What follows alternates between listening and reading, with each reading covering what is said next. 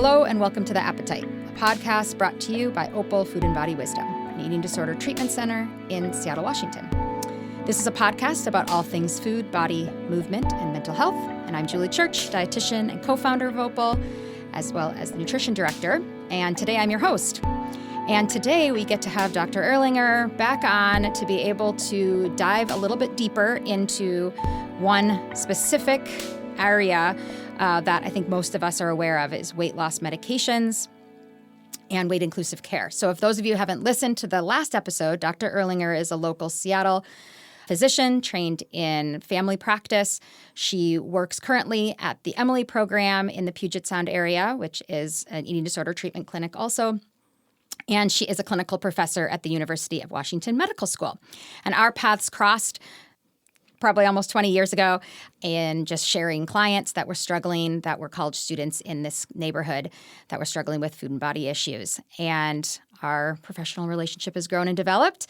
And I certainly very much value her wisdom and her thoughts, and heard just recently a little bit of her thoughts about the weight loss medication scene right now in 2023.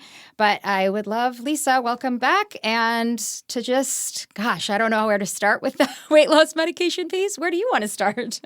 Thank you for having me back. Yes. I always love talking to you. And boy, it is a scene. What a great way of characterizing it. Yeah. Today I saw Virginia Soul-Smith's Burnt Toast newsletter about Oprah. She was like, I don't want to talk about Oprah, but just whatever, Weight Watchers now being basically a clinic model offering medications because Weight Watchers as a diet, they're saying is no longer enough.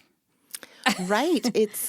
As we talked about last time, all these companies that have been selling us weight loss all these years through eating less and moving more and telling us it was our fault when it didn't work. Totally. Now they're saying, dieting doesn't work. Totally. You need our medicine. And it's coming from everywhere. People are talking about these medicines. And first, I just want to extend just compassion to all of us, especially people struggling with disordered eating or recovered from an eating disorder, actively recovering.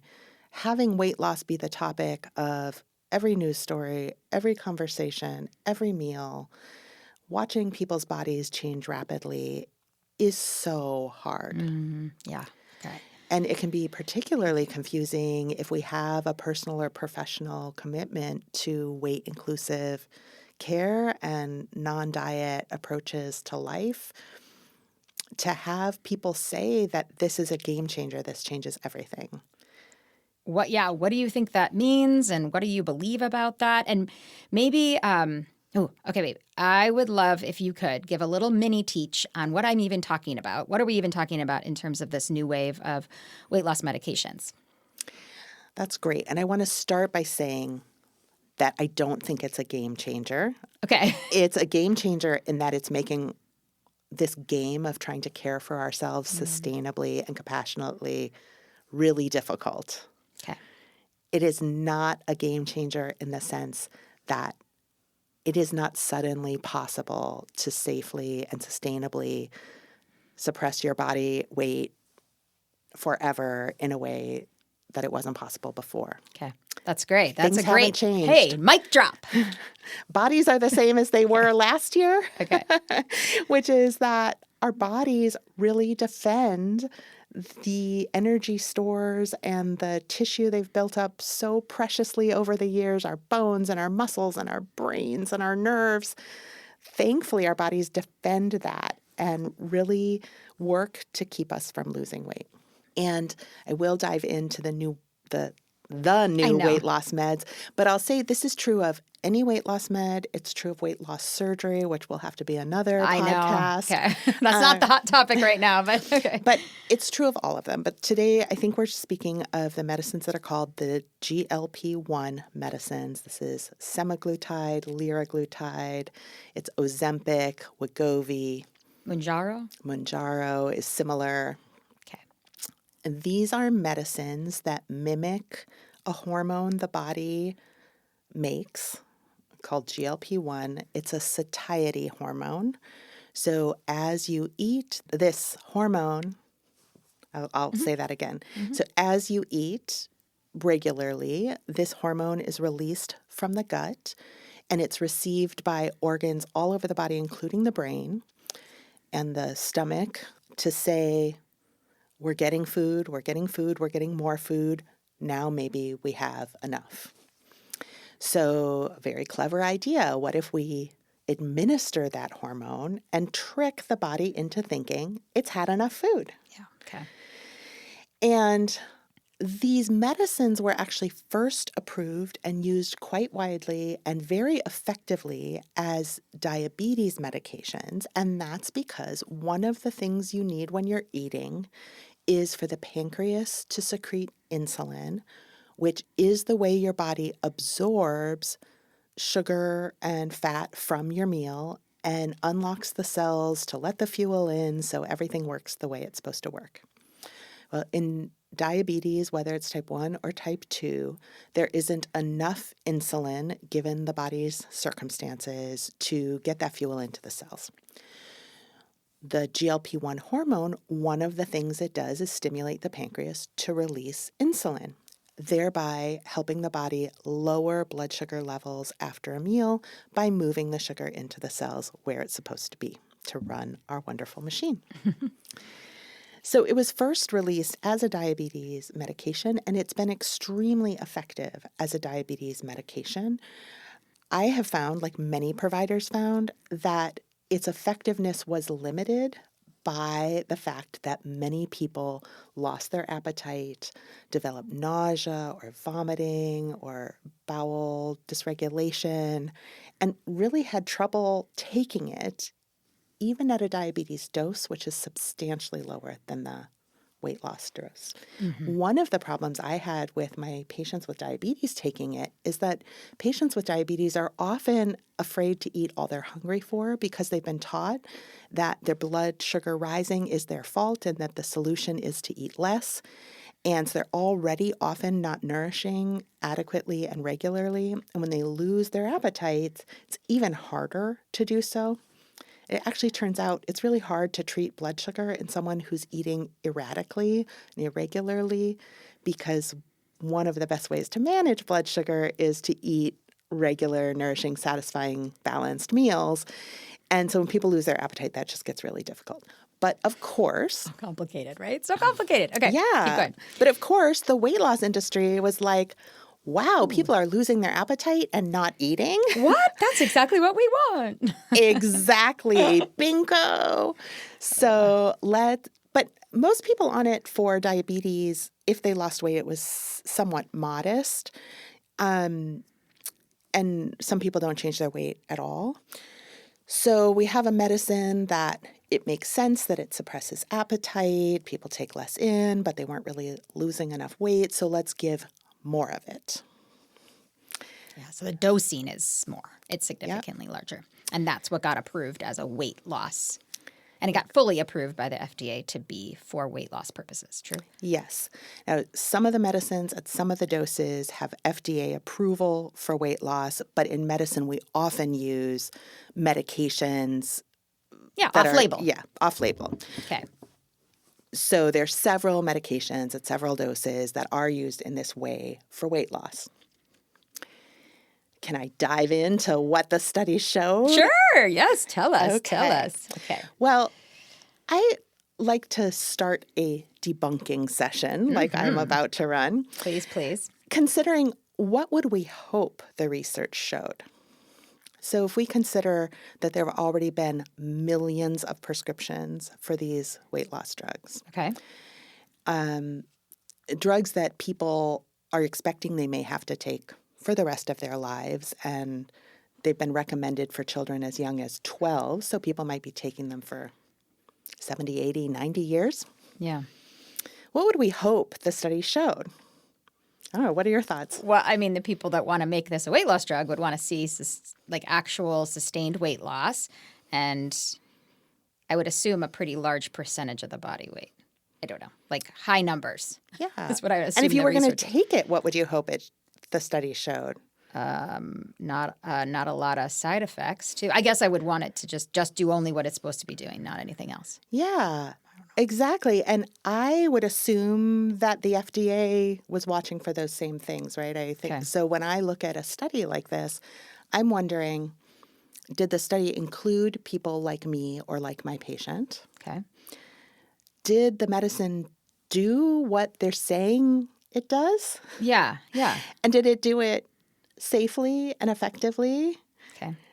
And did most people who started the study stay in the study? Yeah. And if they Retention. didn't, why did they drop out? Okay. And Yep. what happened to them, right?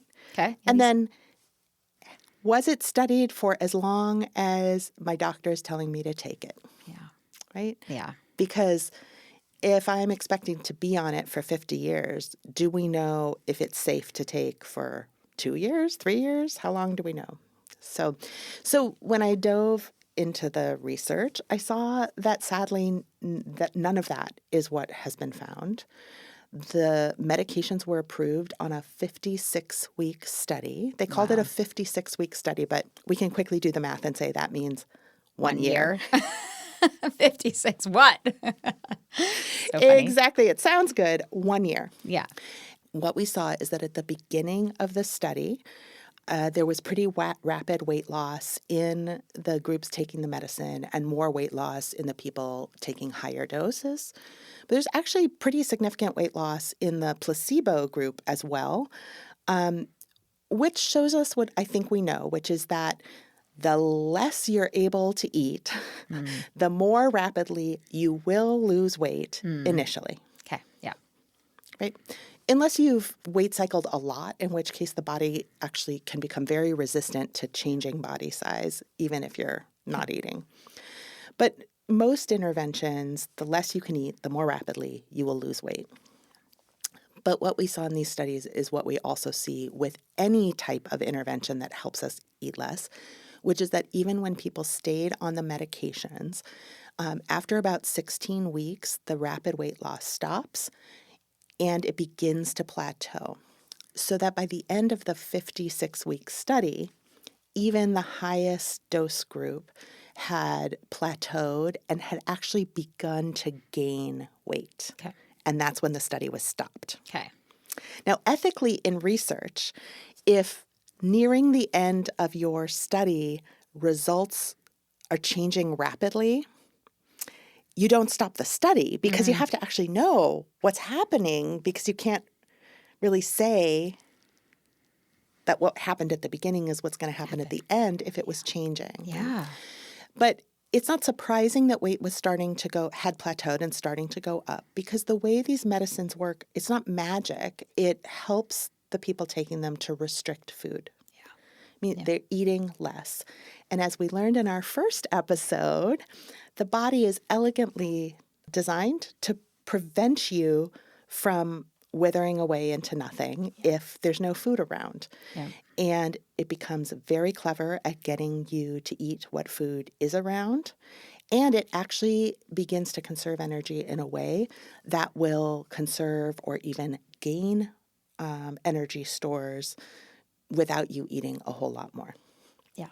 So the longest study to date that's been published on these medications for weight loss at weight loss doses is 104 weeks, which is 2 years. 2 years.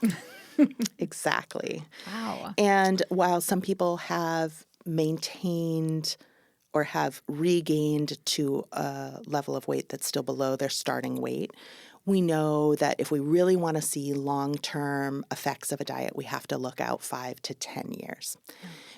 We know that if people stop these medicines, they regain the weight right away.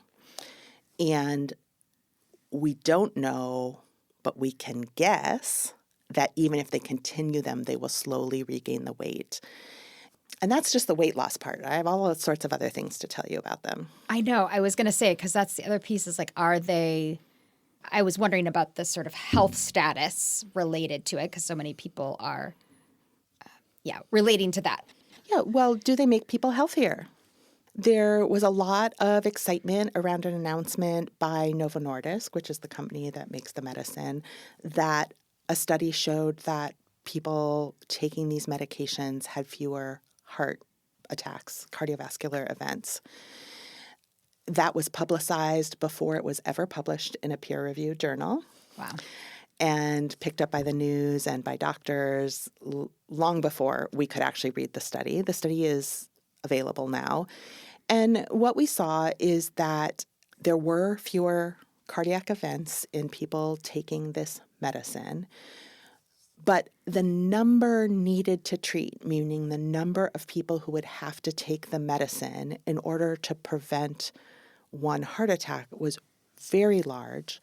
And the costs, both human and financial, of taking this medicine over that period of time, I've seen calculations from a local physician, but it is immense multiples of, for example, how many people and how much money has to be spent on cholesterol-lowering medicine to prevent one heart attack, or how many people need to increase the amount they exercise by 20 minutes a day to prevent one heart attack, right? So it does seem to prevent heart attacks. We don't know why. We also don't know if those benefits would be sustained over the number of years people will have to take it to sustain their weight loss, because there are those physiologic adaptations to starvation we talked about last time, where we see drops in blood pressure, drops in inflammation, drops in blood sugar levels when people are initially undernourishing. Yeah. So is the weight, is the improvement in health just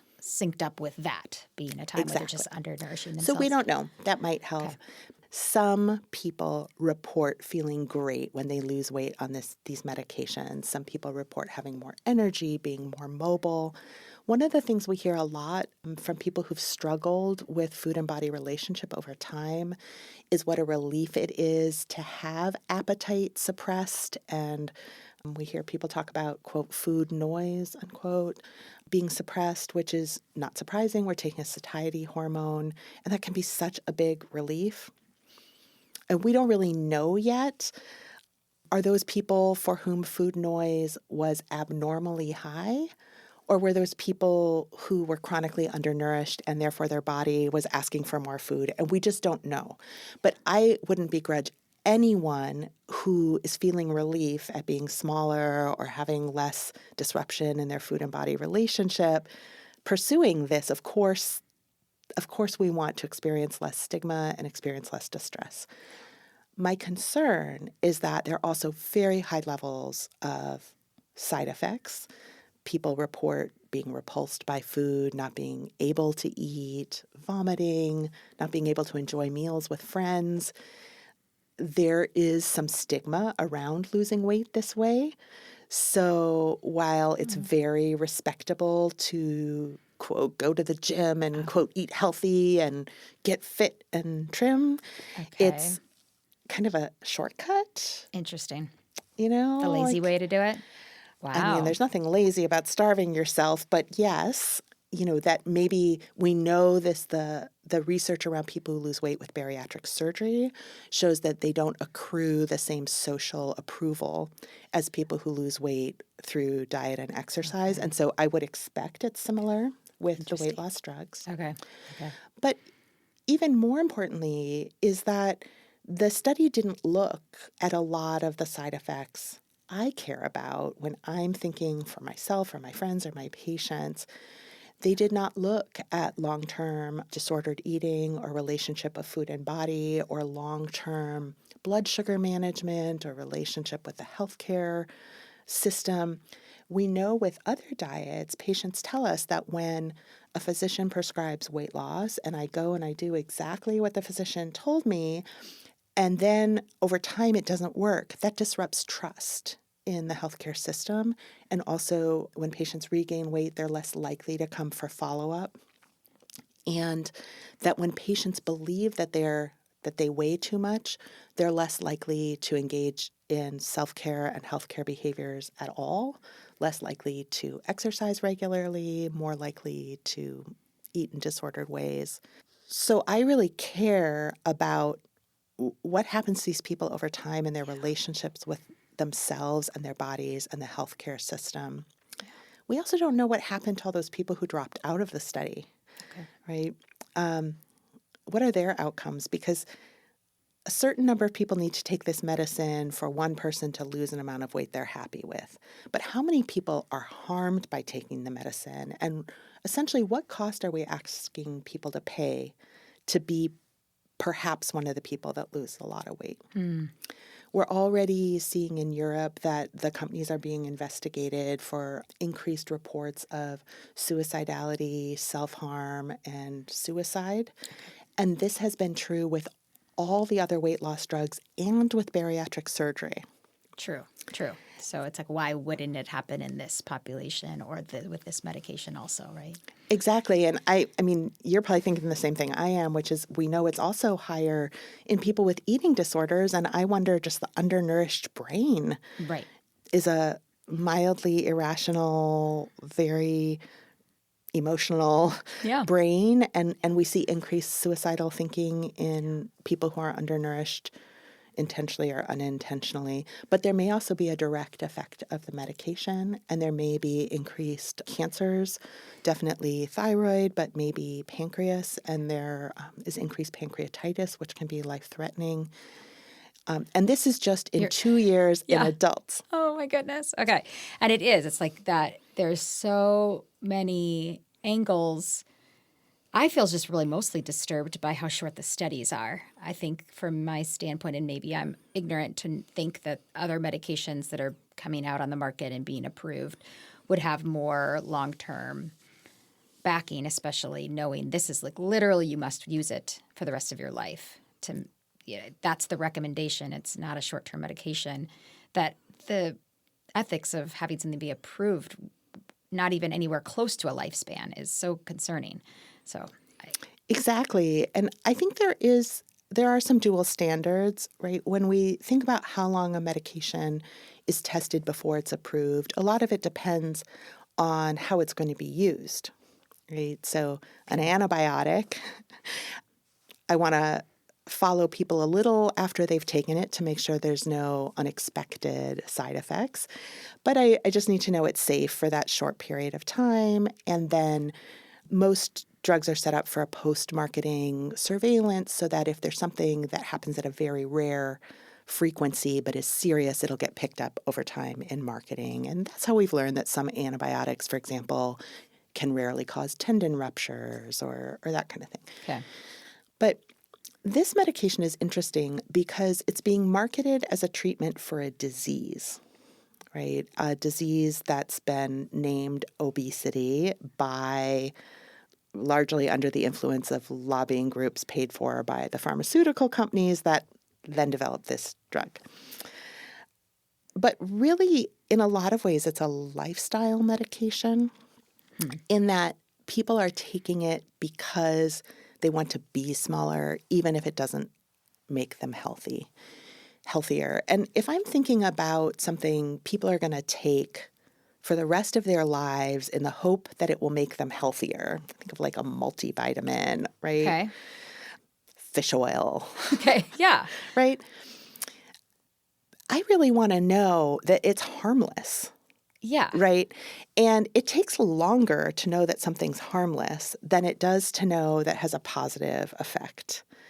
And I think in weight loss studies, a lot of shortcuts are taken that are intellectually a little dishonest. So the studies are based on the initial assumption that being large is unhealthy and undesirable, and that weight loss is a success of the intervention, that we don't have to go on and see, like, are people actually healthier? Are they actually happier? Do they actually live longer? All we have to do is show that it makes big people smaller, and we can just say that was a success. Yeah.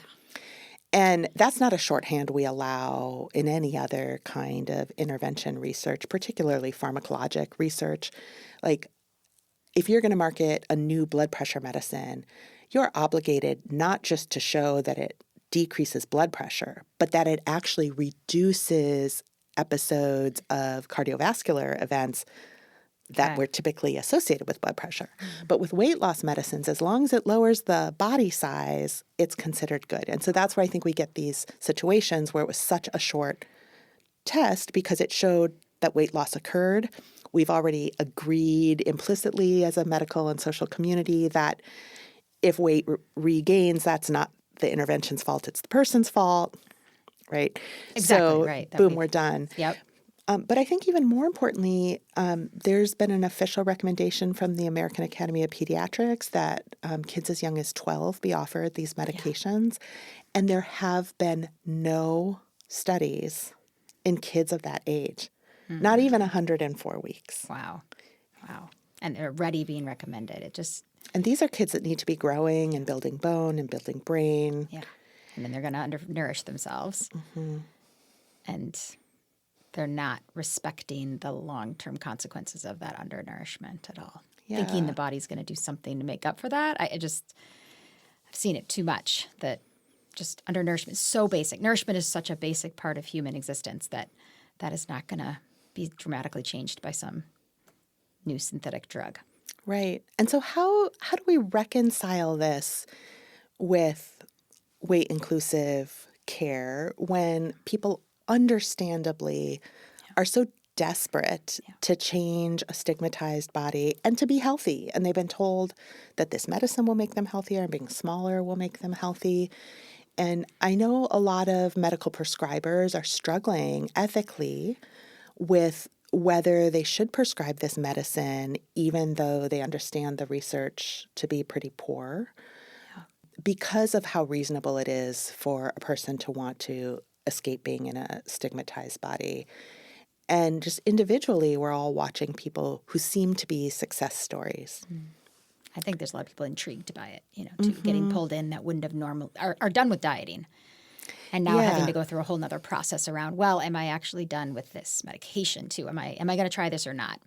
Right. I thought I was done. I thought I had made peace. And maybe now there's something that says that I don't have to make peace with this body. So I think there's some important questions to ask oneself if they're thinking about this medicine or prescribing this medicine. And the first is, what do I hope that being smaller will achieve? Right? That's even presuming you're one of the people who could get smaller, and I'm going to get there. But right. What do I hope that being smaller will achieve? And do I really have to get smaller to achieve those goals? And that's really one of the fundamental questions of weight-inclusive care, right? Because if a person's goal is to be able to run with their toddler, I have a lot of smaller adult patients who, feel like they're too stiff or too out of shape or too distracted or too stressed to run with their toddler. And we work out a plan to build up that flexibility and that endurance and allow them to eat. Yeah. Right? If it's knee pain, and your weight-inclusive provider can help you find a weight-inclusive orthopedist and weight-inclusive physical therapist. You don't necessarily have to go back to essentially medically assisted dieting. Right. And then, how disruptive will it be for me and my relationship with my body if I lose my appetite? Yeah. Right? And for many of us who have recovered or have worked for years to recover from disordered eating, it's really not worth when we really consider the price we'll have to pay in terms of losing that sense of hunger and fullness and allowance of pleasure and nourishment. So what would that cost me if it really did cause me to lose my appetite in terms of the things I've gained through pursuing a weight-inclusive life? Yeah. Those are good thoughts. And then how will I know if it's been successful or not successful, and really be open, with a prescriber if we're pursuing that? Like, what are our goals here, and in what situations would weight loss still not be a good outcome? Because the fact is we don't know, yet, but we can guess that it's not going to be safe or sustainable for most people. The Medical Students for Size Inclusivity, which is a fabulous international organization of medical students advocating for weight-inclusive care and fighting against weight stigma in healthcare, has created a decision guide to full informed consent around these GLP-1 weight loss medications, and it's available on their website, which we can link. Awesome. That's awesome. That will definitely be a good link. I think the kind of pondering of this and trying to see like how can we shield if individuals are like, I just don't need any more info, or I don't want to be marketed or be prescribed. I feel like maybe there's a wave of when this will settle and not be such the craze. Do you think that that's true? Or I do think so. It's interesting. I've never heard more talk about weight loss, and I've also never heard more talk about weight-inclusive care and anti-fat bias in healthcare. I think that in some ways, the craze around these medications and the capitalization on it, just the profit and the cost and the pervasiveness, is beginning to sound absurd to some people. And I've noticed this particularly with pediatricians when that American Academy of Pediatric guideline came out. It's almost like it shocked them into waking up to the way diet culture has pervaded the way we practice medicine. That the recommendations say children as young as 2 should be referred to multidisciplinary intensive weight loss programs. Yeah. Right? And children as young as 16 to bariatric surgery without any research supporting that it's safe or effective, long term. Yeah.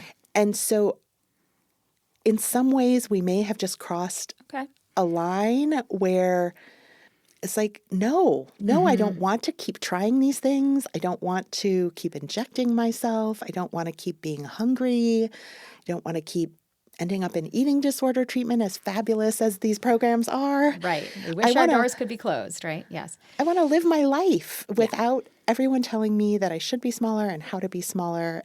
And I am optimistic that the pushback we're seeing is going to grow into a bigger movement. Okay. I can hear that. Honestly, those conversations, even when I'm, podcasts I've listened to about the topic that I don't know these people. They're not in my world. They're not in what I would have thought of as the health at every size sphere. And they're bringing up the topics that need to be discussed in the midst of this. So I appreciate hearing that and that hope. And I hear more and more from medical students that are asking for this information, and I'm being invited more often to speak at medical schools in required classes about anti-fat bias and weight-inclusive care. And I think part of it is because of these medicines, because weight loss is so at the forefront of everybody's mind and every office conversation. If people want to know if it's for real, because it sounds too good to be true, and it is. Mm-hmm. Yep. That's great. Thank you. Well, thanks for giving us kind of what we can in the moment right now to understand this and be in the midst of what we'll see will be a part of our field for sure when the weight loss industry story. Right now, I think we're in the middle of it. So thank you. Thank you. Listeners, if there's any more information you'd like about Opal as a clinic or about any other offerings we have, please check out opalfoodandbody.com and follow us on social media. I want to have a thank you to Jack Straw Cultural Center for sound engineering, David Bazzi for our editing, and Aaron Davidson for the Appetite original music. See you next time.